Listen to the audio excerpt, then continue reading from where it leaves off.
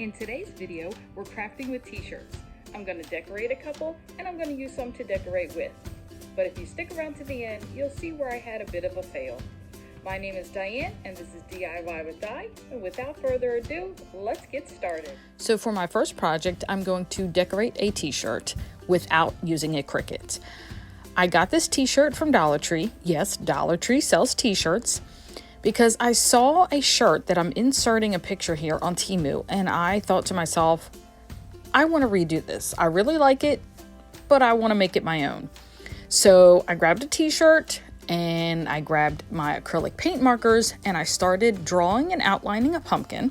So I'm going to be using puffy paint, but I'm going to apply it with a paintbrush. This is going to give it more of a silk screening appearance, and it's going to be flat with the t-shirt instead of it being puffed up and texturized. So I grabbed several fall colors and I ombre from yellow to orange to red to green. Once the paint is dry, then I go in with a thicker paintbrush and black, and I thicken the lines that I created with my acrylic paint marker.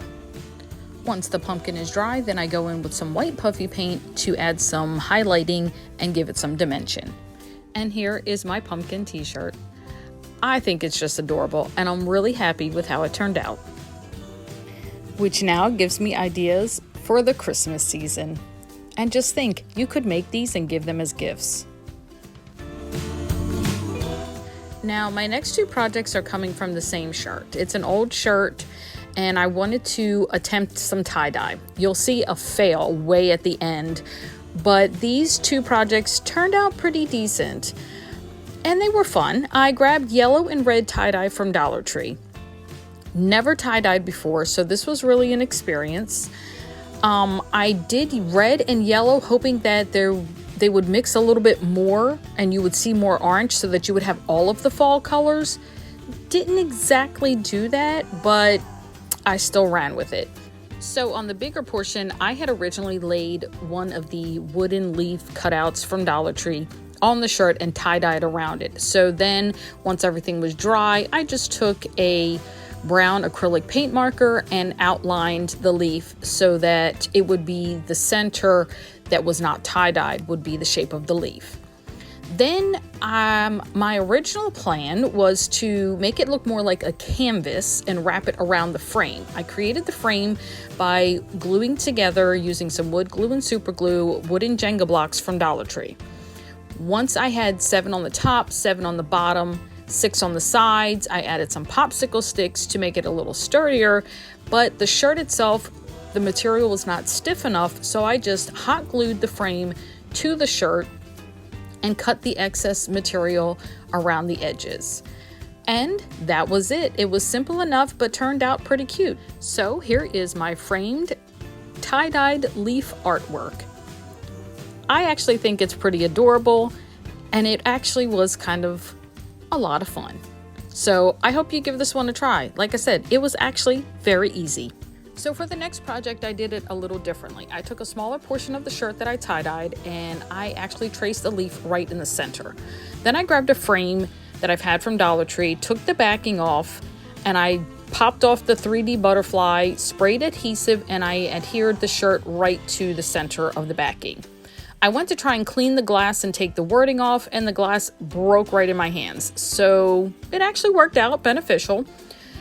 I took the frame and I painted it, and whatever material was on the frame and the paint gave it a crackle effect, which actually worked out really awesome. Once everything was dry, I just hot glued the excess material, wrapped it around the backing, and then hot glued it into the center of the frame. Then I grabbed some Scrabble letters and spelled out the word fall and placed it right in the center of the leaf. I then decided to turn it into a pumpkin and added a stem, a leaf, and some squiggly vines. And just look at how adorable this pumpkin turned out. And to think my original plan was just to leave it plain in the frame. I'm so glad I didn't. And now a treat for those of you who stayed to the end to see my fail. Well, I say fail, but I was able to fix it at the end. Just stay tuned and watch. So I had the bright idea to grab wallpaper sticker sheet from Dollar Tree, and I traced one of the wooden leaf cutouts. I cut out the center so that I could make it into a stencil, thinking that I could place it on a t-shirt and just tie-dye inside the stencil. Yeah, here's where my fail happened. Not thinking, one, I've never tie-dyed before, and two, it's water. It's going to go everywhere, regardless of the stencil, which it did. It turned into a massive blob. And then as I peeled the sticker off, it left a sticky residue because I wet the adhesive. But I went ahead and let it dry, and I grabbed one of my acrylic paint markers, and I still tried to use the outlining and create a leaf in the center.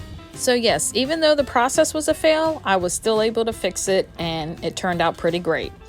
I hope you enjoyed this video. Thanks for sticking around to the end. Please don't forget to subscribe and hit that like button.